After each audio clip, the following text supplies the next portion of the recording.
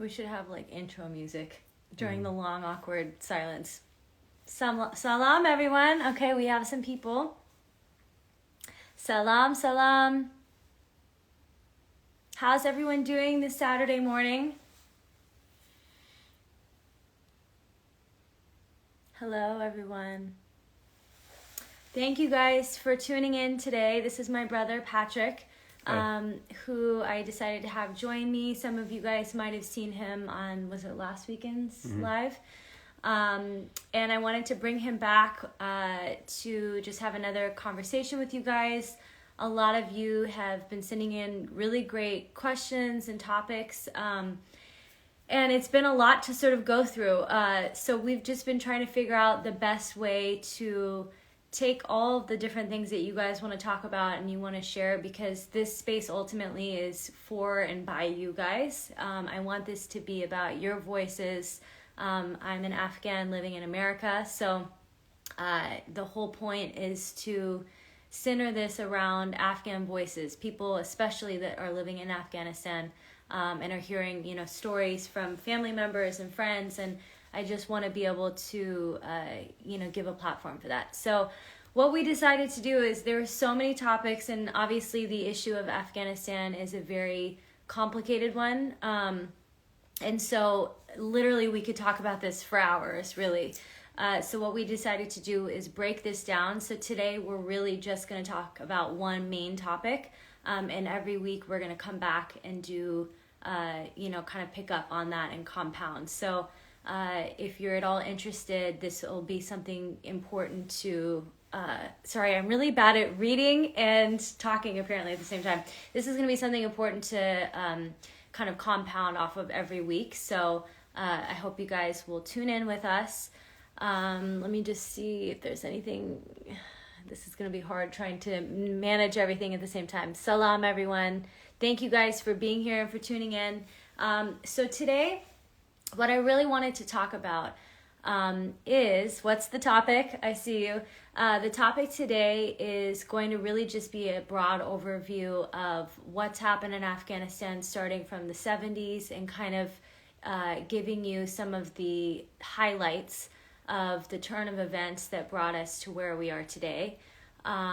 So we're going to just kind of be touching on that for anybody. Obviously, I know Afghans know a lot of this history, but I think it's really important to have a place to be able to direct people if they want to know generally what's happened. So everyone, welcome Patrick. This is my brother, and he's really the knowledgeable one on all of this, or way more articulate than I am. So really, let's just kind of start from Afghanistan in the 70s. What does that scene look like? Yeah, well, basically, Afghanistan had been kind of on a multi-decade rise under Zaire Shah, and he had been slowly modernizing the country. They had a new constitution in the 60s that gave women rights again, because they had had them previously around the end of World War I in the 20s, and then they lost it when Amallah Khan had to leave. And so it was basically a much slower, gradual liberalization of the country. In 1973, there was a coup. Dawood, he was actually related to the king, overthrew him and set up a republic. But the main problem with him was he had previously been prime minister, and he was fairly authoritative, and the king actually removed him. And he was upset about that. So when he became president, he was also authoritarian. I think he just kind of wanted to be the king, more or less.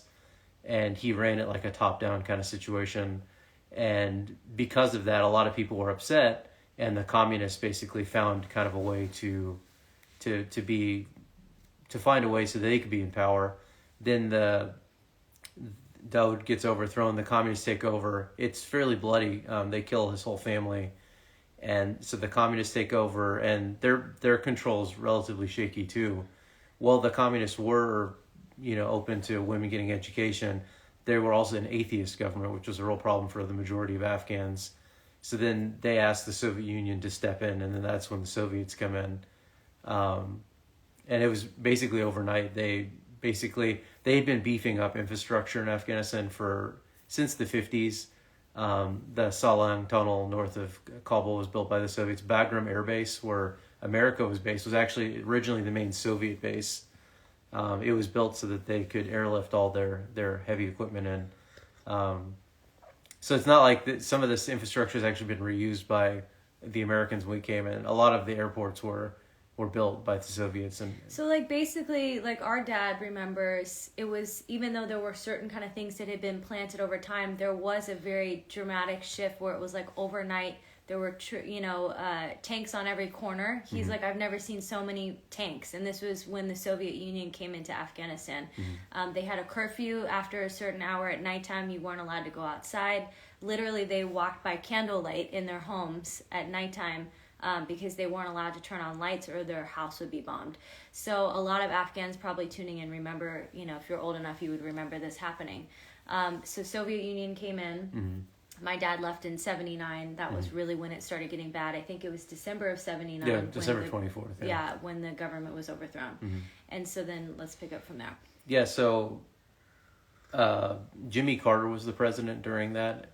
Now, you kind of have to keep in mind that a lot of stuff was happening at the same time. In the same year, the Ayatollahs actually overthrew the Shah. So it was kind of a sweeping, kind of like how we remember the Arab Spring moment where there was a lot of instability in the Middle East.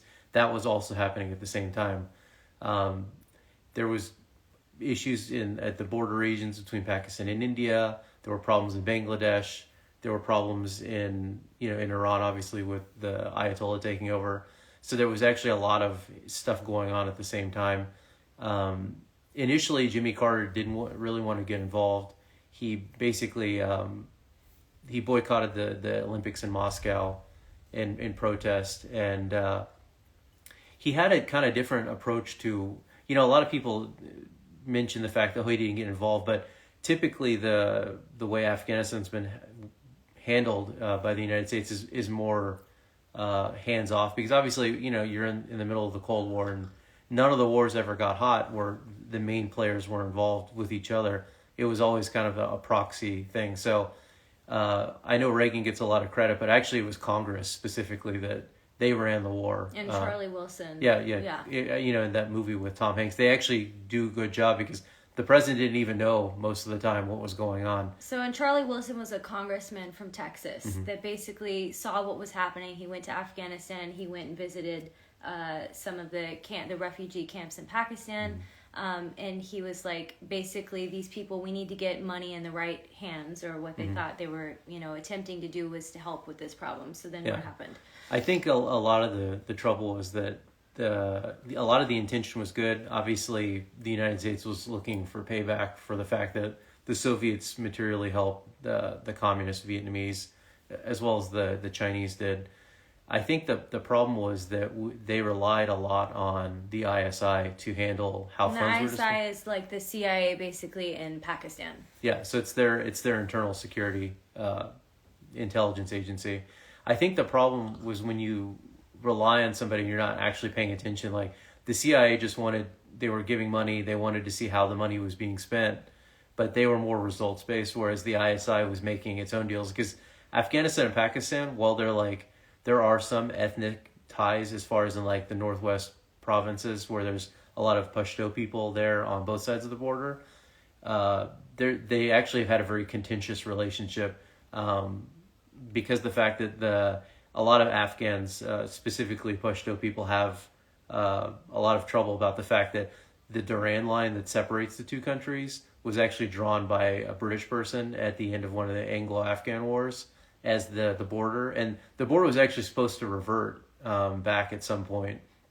But obviously India gained its independence, and then they partitioned India so that they could separate the Muslim part and the Hindu part, which a lot of Indians weren't for, but there was a lot of pushing to separate that. But I actually think it personally would have been better if they would have kept everything together, just because it would have caused them to be more of a multicultural society, because it's not like Pakistan has had a very easy go of having a democratic society. They've had a lot of coups and a lot of generals and a lot of takeovers in their time.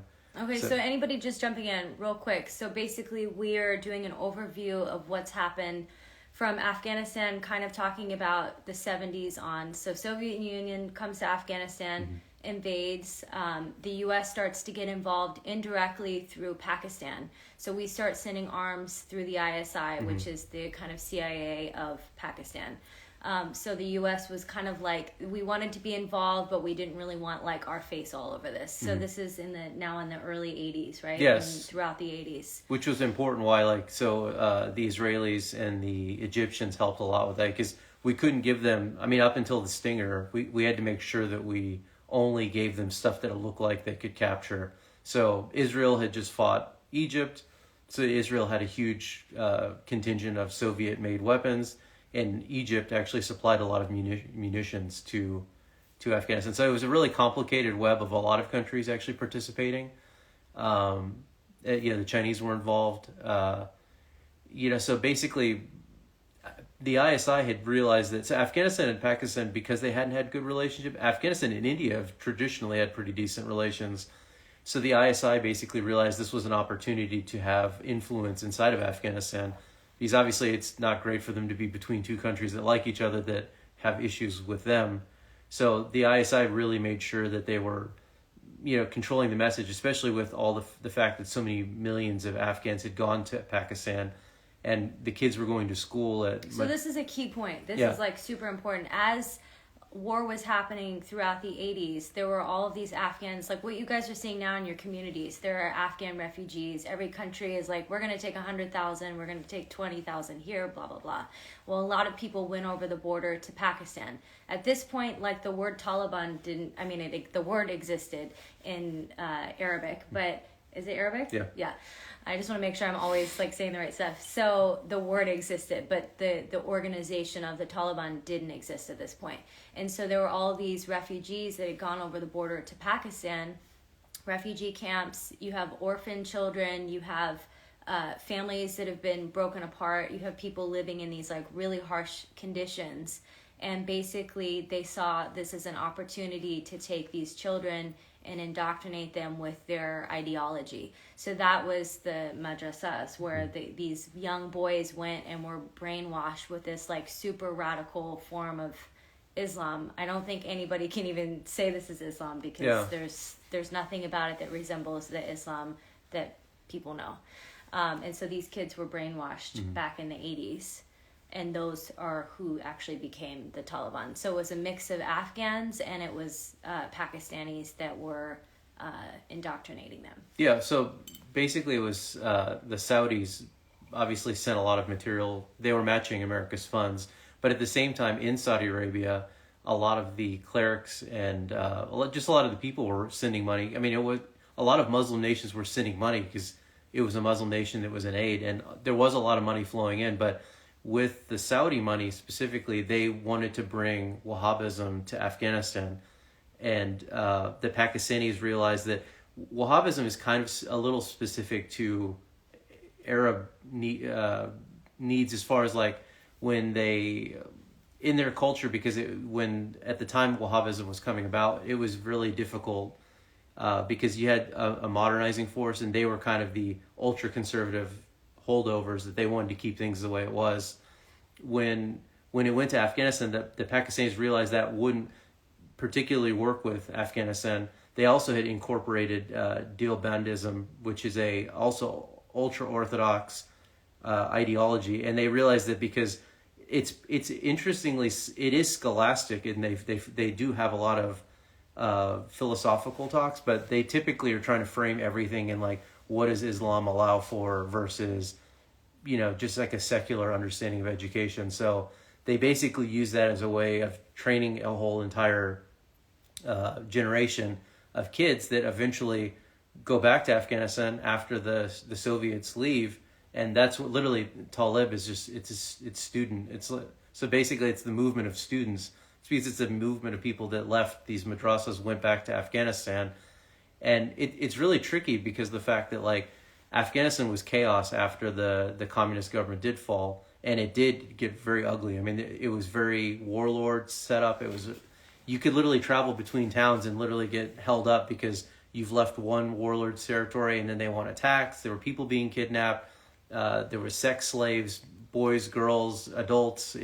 It was literally like no man's land of ongoing Hazara genocide. Yeah, there were ethnic disputes, and in Kandahar particularly, it was very bad because the city wasn't even held by one group. You could literally walk from one part of the city to another, and bad things were happening. And basically, that's kind of what happened. And so these kids that were educated came in, and they said, "Okay, we need to stop." And people don't realize this, but when the Taliban came in '94.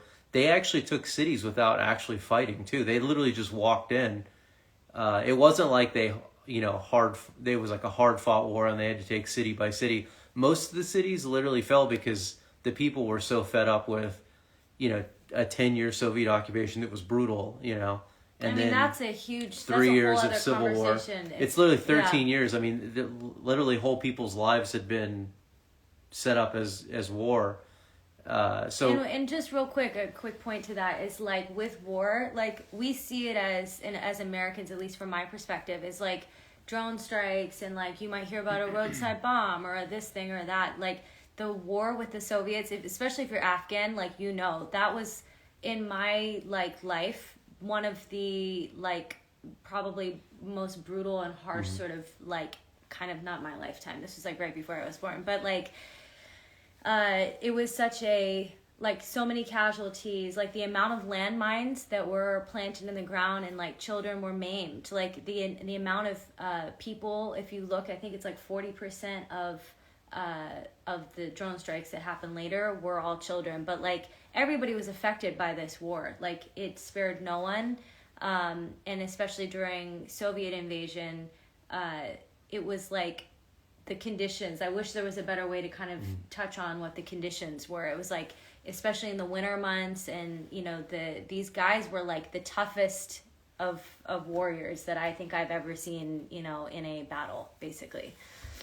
Yeah, so basically you had a populace that had been in war for more than a decade. A lot of people were sick of what was going on, and even then, when the Taliban started taking cities, even then, they weren't exactly entirely certain what they wanted. I mean, there were a lot of flag waving, but it was more of a pragmatic thing because in private, a lot of people were saying, well, we're not really sure what they're going to do, but obviously if they're bringing the warlords to justice for all the bad things that were happening, maybe it'll be okay. Well, and I think that's kind of, I didn't really eloquently say that just now, but what I was trying to say is, I think by this point, people were so tired of war, every family had been affected by this in some major way. Mm-hmm. They had lost family members, they lost limbs, from all of the different things going on. So I think they were hoping that, this would bring some sort of stability to the country. So this is 94, I think? Yeah, 94, 95. And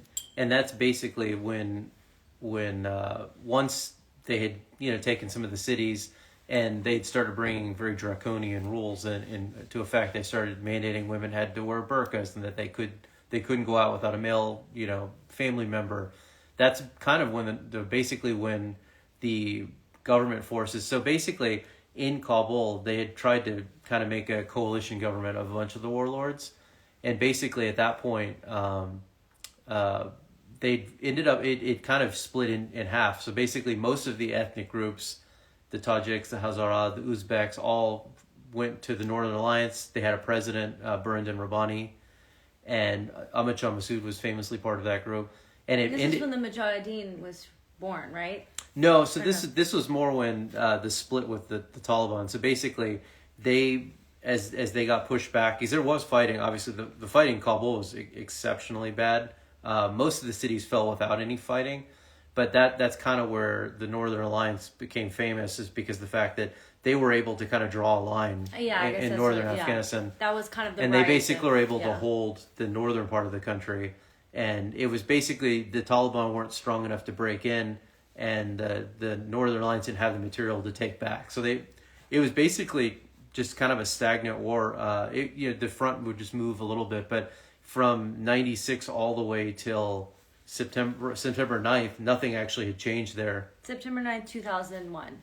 Yeah, so that it was just, the people in the north were living a somewhat normal life. The people in the south were living under more and more draconian rule. And the ISI really, they were actually, the only reason they were even able to push the Northern Alliance people back, They were the difference was like back then the militaries had a lot of heavy equipment, so they were able to hold things a little bit better than they were like today. Like the setup of the army is a little different than it was back then, because when the Soviets left, they left a lot of weapons, whereas now the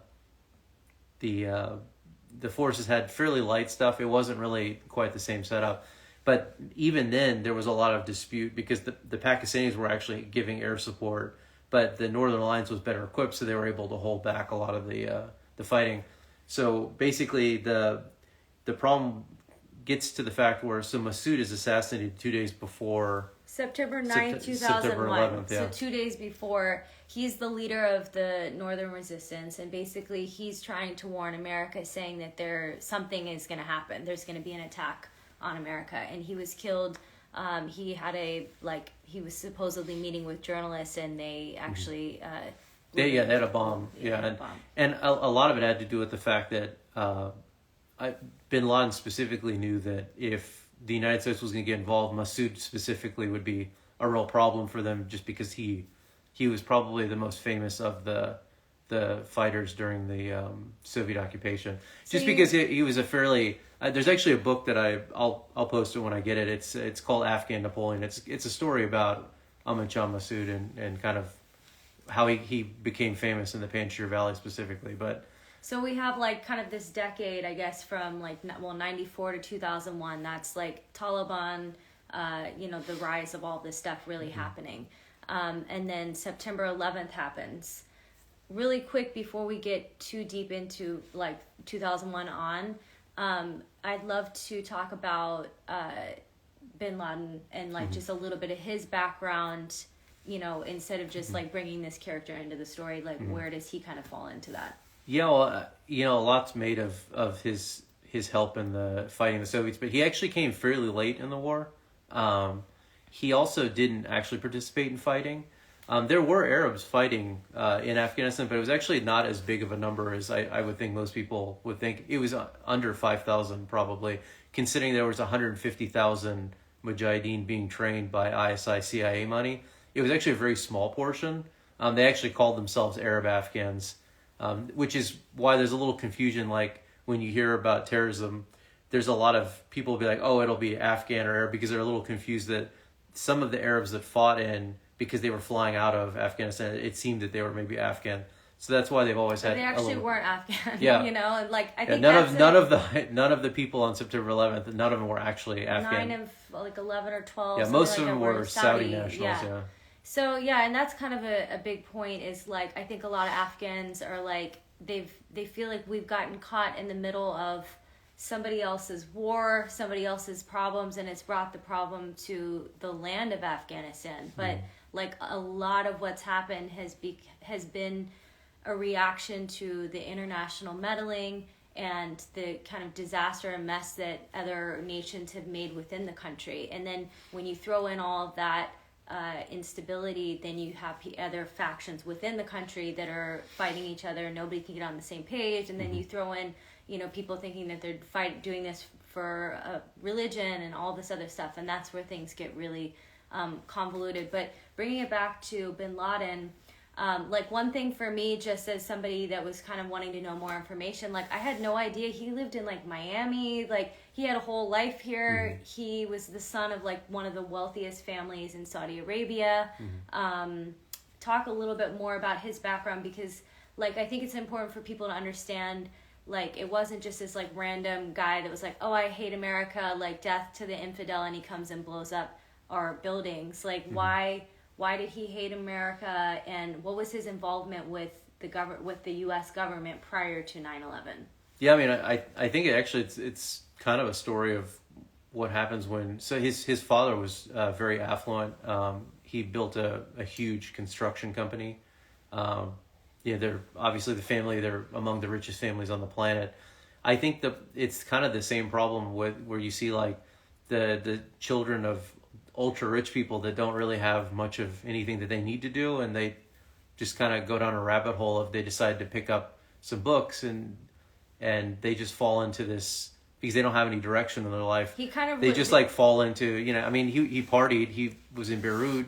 he didn't, he wasn't like ultra orthodox in the first half of his life. Then he kind of was like, oh, I see the light. I'm going to go in this completely opposite direction of what he had been living. Yeah. And, because it was the Soviet occupation was so bad, it basically, it forced a lot of people to kind of pay attention to what was going on.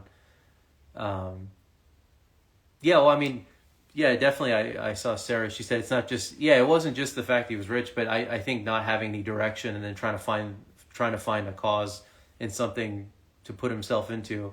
He misinterpreted a lot of reading he did. And the fact that, in the Islamic world, there's kind of like a couple of big breaks around like the end of World War I. A lot of the societies were very liberal and they were trying to modernize. In Syria, Iraq, Iran, and Afghanistan, they were among the most liberal of the Muslim nations. But due to like the fact that at the end of the war, the fact that the British Empire and the French Empire decided they were going to carve up all that territory that used to be some of it Ottoman and some of it independent, they basically they destabilized the regions and encouraged a more traditional, more manageable style of society, because it's a lot easier to deal with one strong man versus having to sit down with another democracy and hash something out, because of the fact that we basically, at the time, it worked for them because they're like, we want the territory, but we want to deal with the people, so let's put a few strong people in to keep the people under control, and then we can take the territory. So, and this is why so many of us have seen this stark contrast, whether people want to admit it or not. It's like we have the family pictures of like this whole other life that looks completely different than what we've been seeing for the last 20, 30, 40 years. So basically people were starting to move forward and were starting to advance and get opportunity and connection and all of those important things that make a thriving society. But then all of this other external stuff started to happen and really kind of, threw things off course. Yeah, this is like literally in 100 years, this is like the third time Afghanistan has a reset. So 1920s, things are modernizing. Then they change the Shah gets overthrown, and then they put a more hardline guy, and then there's a regression. And then in the 60s, Zaire Shah is like, oh, let's liberalize again, and things are getting better. And then the Soviet occupation happens. And then the United States goes in, and they start making things better.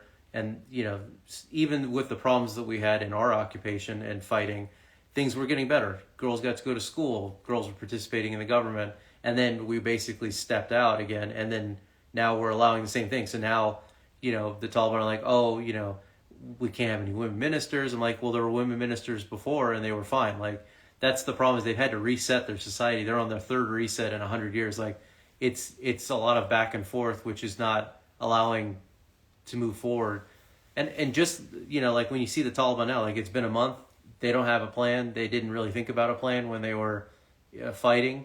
The fact that they're basically hoping that something is going to happen that's going to help them because financially they don't have the resources to run a country. And also, I think there's a lot of factors at play right now. Like I've been saying this, like I think they highly underestimated the power of social media, because, and also just our connection, being able to talk with family members and being able to, be sent videos of things happening on the ground, for as long as there's internet connection, which, Panjshir allegedly, it's been cut off, and then they get a little bit of satellite service. So, information has been kind of still coming out in little blurbs from there. But generally speaking, I think the Taliban underestimated the ability of Afghans to be able to get the truth out.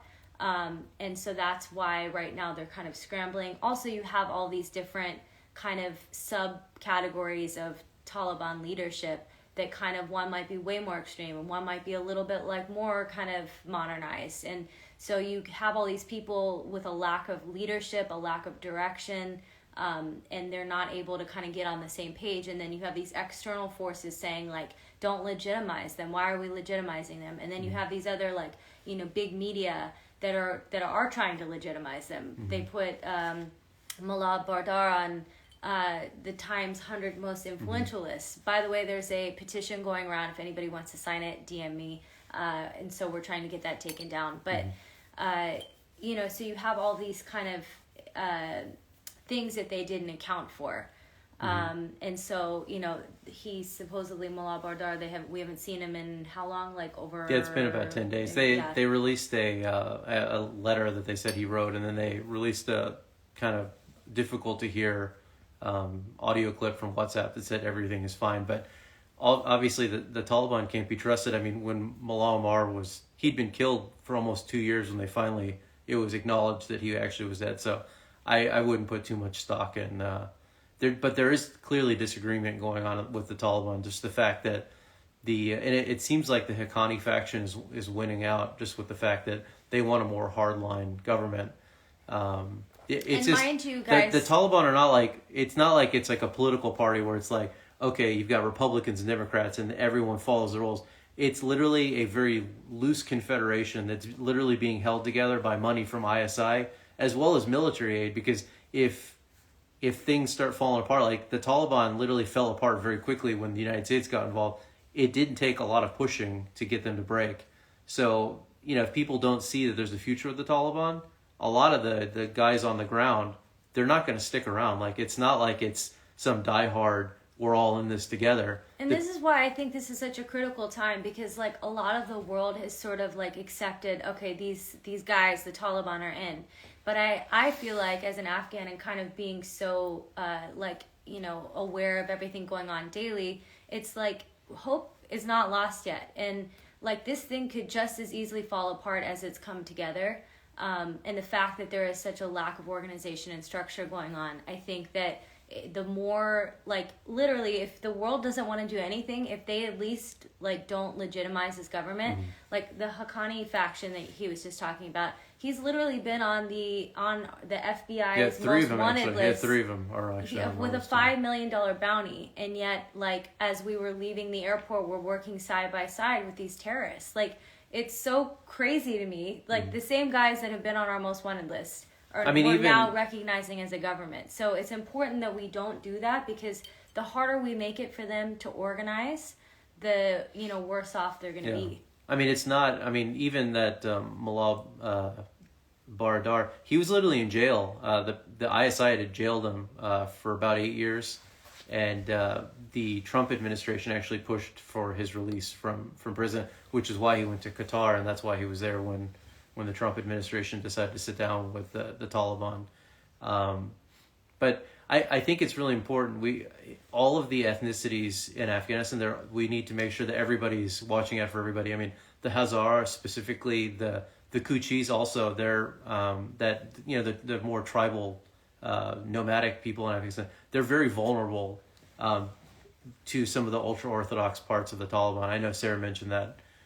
It's really important that all of the ethnicities in Afghanistan, it doesn't matter, even if it's the smallest one valley group of people, they're all Afghan and they all need our help. It doesn't, I'm not for a partitioning based on, some hierarchy system of we like these groups or whatever. And I think it's important. Why everyone's talking about Panjshir right now is because that is where the resistance is, and that's made up of all different kinds of ethnic. Yeah, well, I mean, it's mostly. I mean, it's that, the northern part of the country typically is where most of the Tajik population lives. But Masood was very clear. Ahmad Shah Masood and Ahmad Masood. That it's very important that everybody has to be in this together. It's literally.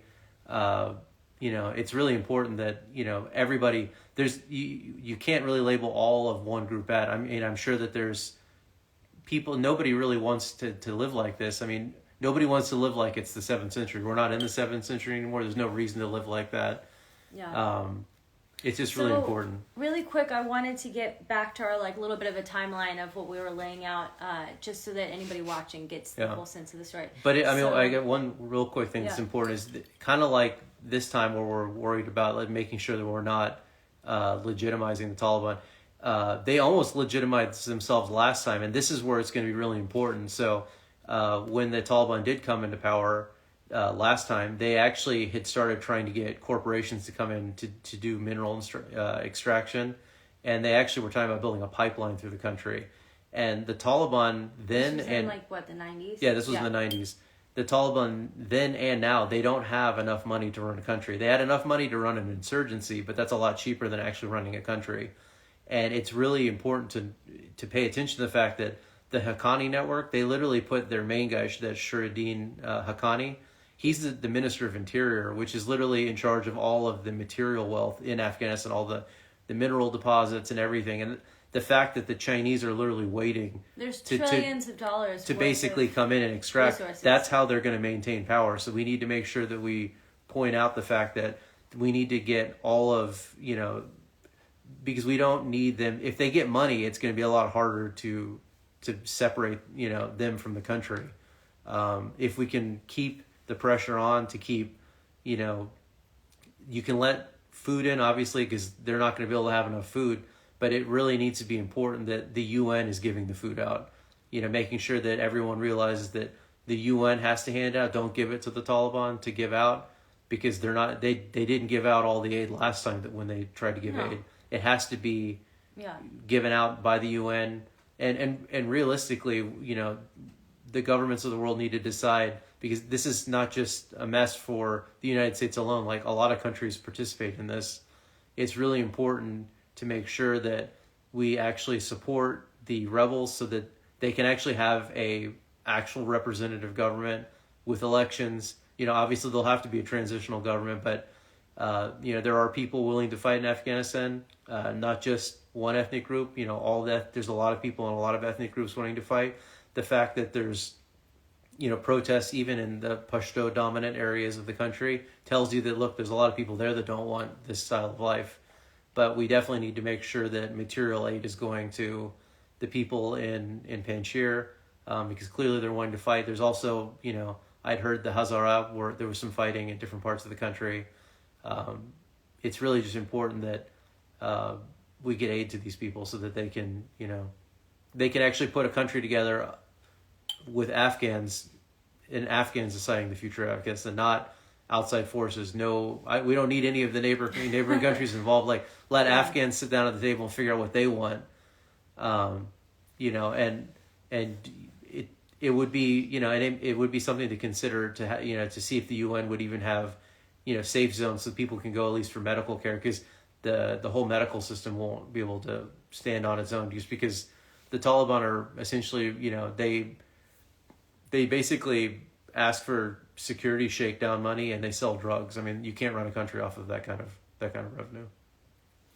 All right. Salam, everyone that's just started tuning in, by the way. I'm seeing all these great comments, and we're trying to incorporate as much of that into what we're doing here today, which is just really kind of giving a good breakdown of what's happened in Afghanistan starting in like the 60s and 70s to now. So we just kind of left off at September 11th. So September 9th, Ahmad Shah Massoud is killed by a bomb. He tries to warn America that something is coming. Then 9/11 happens 2 days later. Yeah, so basically within a couple of days, British and American special forces were... Actually, I think I'd read like 24 hours later, they had special forces on the ground. And essentially the U.S. conducts a very short air campaign, and very quickly the Taliban military disintegrates. They lose a lot of people. They lose most of the cities. I mean, it was literally like every couple of days, Mazar fell, then Kabul fell, then Kandahar fell. And very quickly the Taliban are defeated. But the main problem we were dealing with is the fact that there was no actual clear plan. So they did do some construction. Obviously, they built a road system, but they didn't really have any clear idea of what we wanted to do there. So we went Even our troops, I mean, like I mentioned that documentary that just came out on Netflix called Turning Point, and like you hear time after time from like people high up in the military, from soldiers, like they were very unclear as to what they were doing there, and they were given these orders that like were very misleading. Like they would try and build up a village, and then the next order was to destroy everything. And so then you have these Afghan people there that like think that they're these people that have come in to help, but then they're also confused because they're shown pictures of the towers falling, and they think that that's Kabul. They've never even left their own city before. So they're having to kind of try and understand something that's happened thousands of miles away that had nothing to do with them by a Saudi that had come and created 9/11. So you have these people out in these villages, and then they're meeting and then there were some places where there were good relationships between U.S. soldiers and Afghan soldiers. But it was just a big cluster and a big mess of many different things happening, no strategy, no plan, you know, and a lot of the Afghan people also said, you know, they thought that the Americans were their friends, but then they didn't understand why there were bombings and why their villages were destroyed and why their children were maimed and why, you know, under 4 different administrations, the amount of lives, there were the hundreds of thousands of Afghan civilian lives that were lost. When you end up losing more good people than the bad guys, like, you've got a really big problem, you know, and then once, you know, like Obama administration, I think, had the largest amount of airstrikes, right, and bombings. You know, the mother of all. Yeah, well, they went back. They kind of refocused after the war in Iraq. I think I guess the big problem is after the initial wins, Afghanistan there was kind of 3 stories of Afghanistan. There was the American political angle that, you know, we beat the Taliban and they were looking to move on to the next things, you know, for political reasons. There was the military there that didn't really have a clear direction of exactly what they wanted to do, or really what they thought I mean, some of it they had some. I mean, obviously they did do some construction. I mean, obviously you can see that they have a decent road system and, you know, things were getting better, but they didn't really have a clear cut, you know, like, okay, this is what we're going to do. We're going to build schools first, and we're going to build power plants, and we're going to do that. It was kind of, each area was left up to its own. So really it depended on the quality of just whatever military decided what projects they want to work on.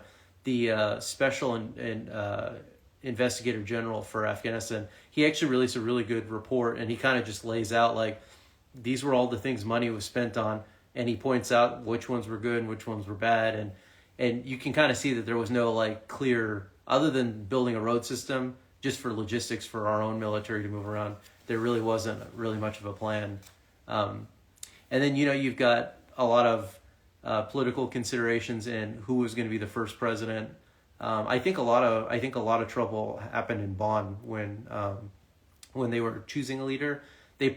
I feel like a lot of the people in Afghanistan, especially in the rural areas, felt cut out of the deal because they weren't getting a lot of attention. The cities got a lot of the attention, and that became a place for where, when the Taliban did start to regroup, they went to the rural areas because these people were like, okay, we see people coming. There's no aid coming to us out here in the rural areas, and there's no seemingly plan for what we're doing. And then people were sending, you know, there was a lot of fighting in the rural areas because that's where the Taliban were.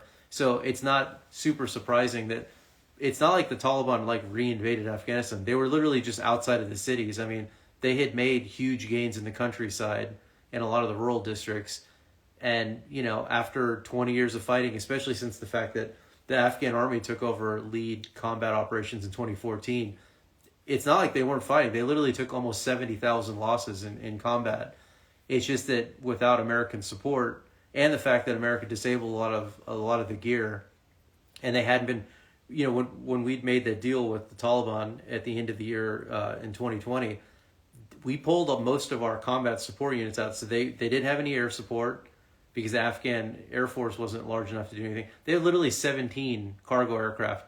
There are literally 800 bases in Afghanistan, and most of the rural areas were controlled by Taliban. So how exactly are you supposed to resupply these people? Some of them had been paid months. They hadn't had ammunition sent. You can't fight if you don't have any supply Yeah. It's just it's not super surprising the narrative of, oh, they didn't want to fight. Well, they clearly did want to fight because they took a lot of casualties fighting. It's just, you know, it's a lot easier to say, oh, well, if they don't want to fight, we shouldn't fight. And that, to me, I mean, has been a big point that I feel like is so important because as an American, as, you know, our withdrawal was happening last month, like, that was a big point that our administration kept kind of saying to appease the American people, because all Americans, no matter what, like, I don't look at any of this from any political standpoint, you know. I always want to respect whoever is in office.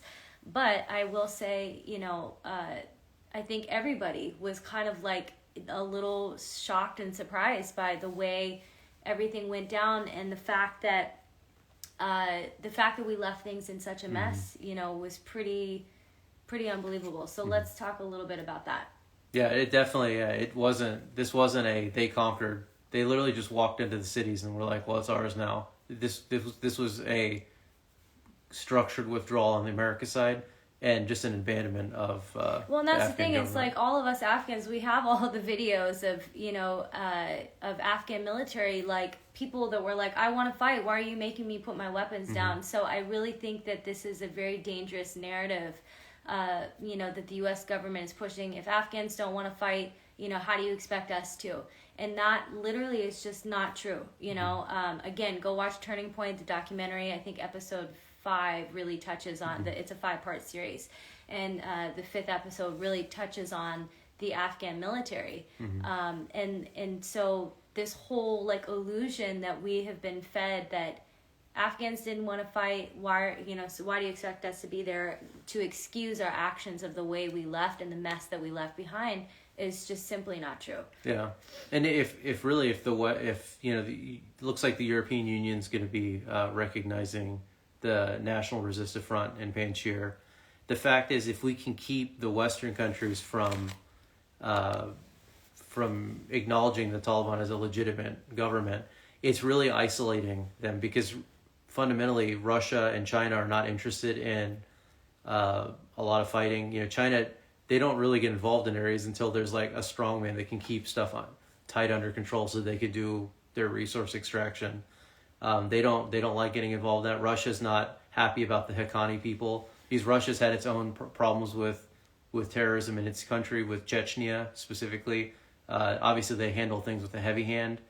So basically, it's literally Turkey and it's Pakistan.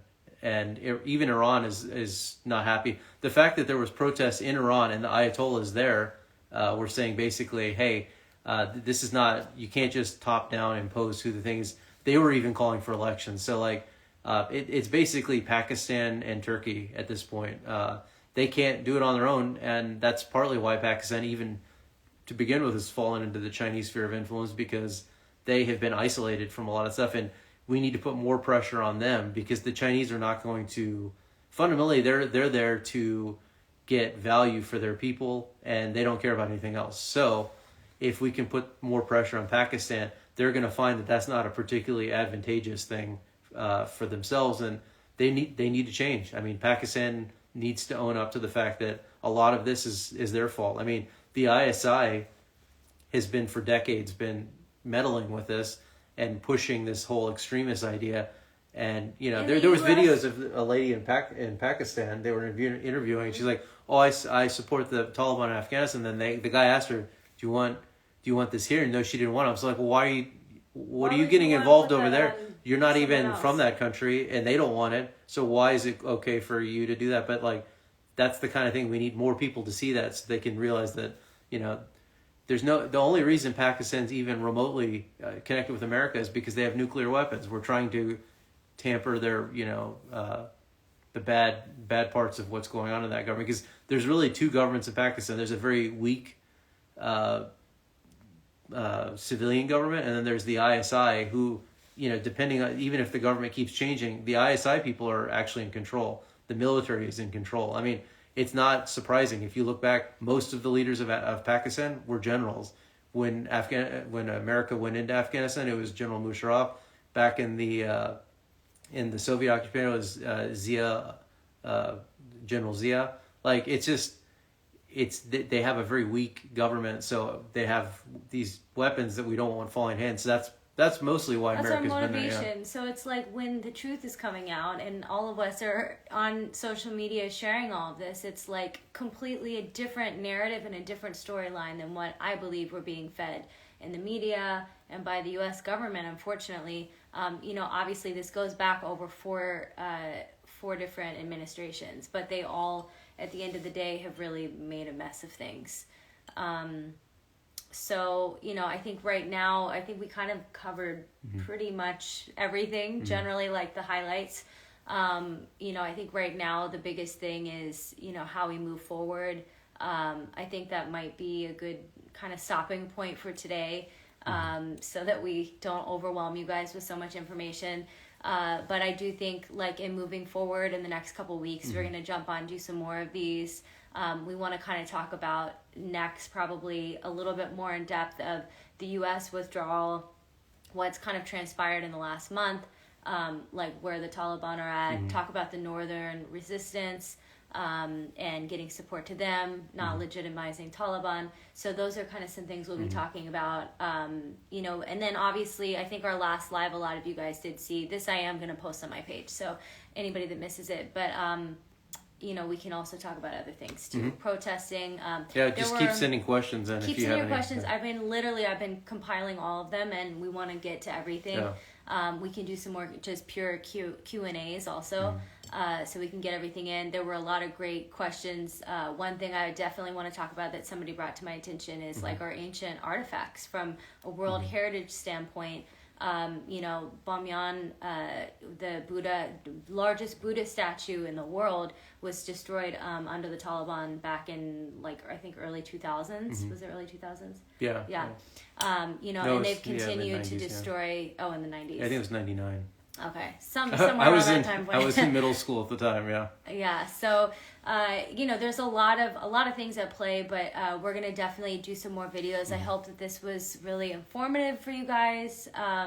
And please share this video with anyone you think that might benefit from seeing this. You know, my hope, aside from connecting with other Afghans and helping take your voice and put it into one place, is to also educate you know, non-Afghans, especially, you know, because we're in America, we're Americans too, you know, getting the truth out and getting this to more people to really understand. Because the thing is if you were to just like Google Afghanistan, it's so convoluted and there's so many layers. And then also, you know, everybody likes to say how complicated it is. It's like, it is and it isn't, you know, at the end of the day. There are some major points, and I think that more people need to know what that is. So I hope that this was beneficial. I love you guys so much. My heart is like deeply with Afghanistan, with the Afghan people. You guys have supported me in such an amazing way for more than half my life since I've been making music. And I hope that I can give some of that love back to you guys and keep advocating for you. Stay strong, take care of yourselves. This is, I've been saying this is a marathon, it's not a race. So yeah, my love is with you guys, and keep doing what you're doing, keep spreading the word, and love you guys, and have a beautiful rest of your Saturday. Yeah, you guys have a good day. Thanks. And go follow Patrick. I'm getting him to put, he's just new to Instagram, so I'm trying to like get him to share more of his information, because I think he's really knowledgeable. He's at Kabir Patrick, just Kabir Patrick. Okay, that's his Instagram handle, so check it out. Love you guys, and we'll speak soon. Bakhair.